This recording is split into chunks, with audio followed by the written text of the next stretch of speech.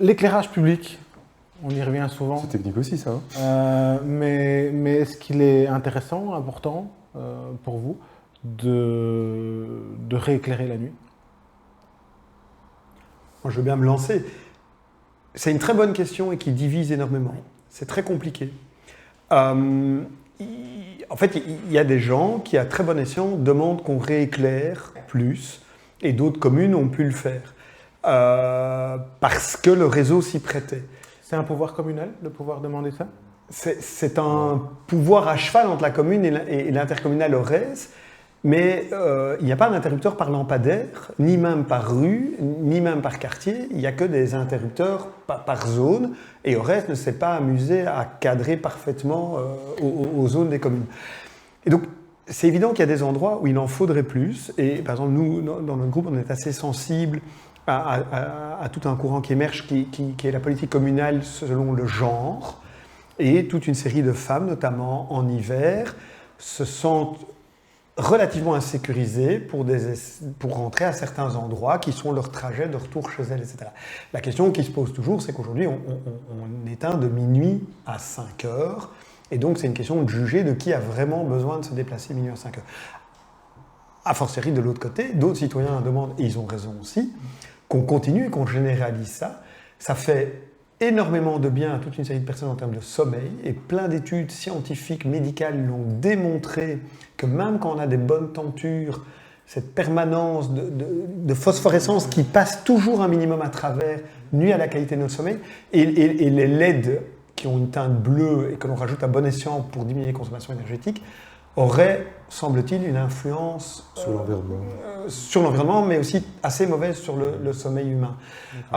Et puis, la biodiversité et tout bénéficie de ça aussi. Et donc, c'est les fameuses trames noires sur lesquelles la commune a un premier projet. C'est des choses sur lesquelles il faut travailler. Il va falloir en travailler dans la nuance. Ce qui est délicat, c'est qu'Aurès ne permet pas, en tout cas certainement pas à ce stade-ci, de le gérer rue par rue, carrefour par carrefour. Donc la demande, c'est par rapport à certains quartiers qui ont connu quelques effractions ces derniers temps. On parle du quartier des coquelicots, des tulipes autour de la chaussée de Bruxelles. Il y a eu des vols de pots de fleurs. Voilà, c'est difficile du coup techniquement de dire pour ce quartier-là, comme c'est votre demande, on va pouvoir allumer la lumière. On a l'interrupteur depuis le bureau du bourgmestre. Il suffit d'ouvrir un tiroir et on a la télécommande. C'est pas le cas, on est tous d'accord. C'est vraiment une situation frustrante parce que Xavier a raison. Donc c'est les cabines. Il y a 2 cabines qui gèrent Cours-Saint-Étienne, une cabine qui gère le nord de Cours-Saint-Étienne avec d'autres communes et une autre cabine qui gère le sud de Cours-Saint-Étienne. Donc le rallumage de l'éclairage public comme avant, ça dépend d'autres communes et au reste ne le fera que s'il a l'accord de toutes ces communes concernées. Et effectivement, ce qui est frustrant, c'est de se dire qu'aujourd'hui, il y a des solutions techniques de diming et d'interrupteurs, de télégestion à distance pour l'éclairage public, mais nous n'avons pas ça en Brabant-Wallon. Et donc on ne sait pas, au Coquelicot, avenue des Bleuets, ou dans le centre de Cours-Saint-Étienne, rallumer comme on veut en appuyant sur un bouton. Ça ne se passe pas comme ça. Et à de rares exceptions, on y arrive. Et par exemple, hier soir, justement, comme on était en phase de préalerte de crue, là, on a demandé à Aurès de rallumer tout l'éclairage public, partout en fait. Et ils l'ont fait sur toute la Wallonie.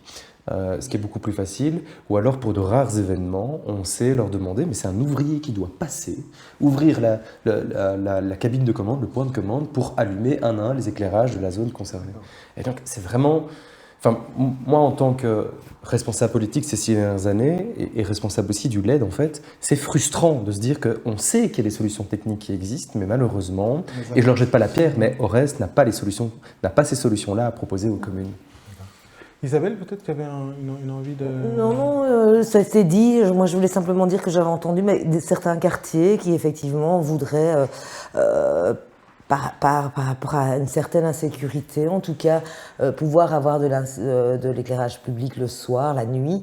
Et donc voilà, mais la difficulté, on vient de l'expliquer, et là on est, je pense, tous d'accord par rapport à ça, le pourquoi, et c'est important de l'expliquer, qu'on n'est pas, nous, uniquement, enfin en tout cas nous, le politique, uniquement volontaire, enfin, pas volontaire, mais enfin voilà, qu'on ne décide pas comme on veut non plus par rapport à ça, c'est important de le savoir, donc, mais j'ai rien à rajouter d'autre par rapport à ça. On va en rester en 30 secondes, mais peut-être un complément par rapport à ça, parce que je comprends parfaitement la préoccupation des citoyens qui ont le sentiment que ça augmente l'insécurité. Et ça, c'est vraiment quelque chose que personne ne souhaite. Peut-être que la solution ne passera pas par là, par juste l'éclairage. Ceci dit, le gouverneur du Brabant wallon avait fait faire une étude suite à cette modification de politique, parce qu'il n'y a pas que Cour-Saint-Étienne qui est passé à l'éclairage Nous aussi, on a fait une éteint, consultation. etc. Ça ne montre pas d'augmentation notable de la criminalité, de la petite criminalité, des incivilités, etc. Ce qui n'empêche qu'il y a sans doute, et c'est le ressenti des citoyens, moi je le respecte tout à fait, des petits problèmes locaux et tout. Nous, on pense que c'est une question de renforcer la présence d'agents de quartier et de différentes choses Et ça pour fait- être le contrebalancement. C'est le de lien ces vers phénomènes. vers la question suivante que j'ai envie de vous poser pour faire une petite thématique sécurité.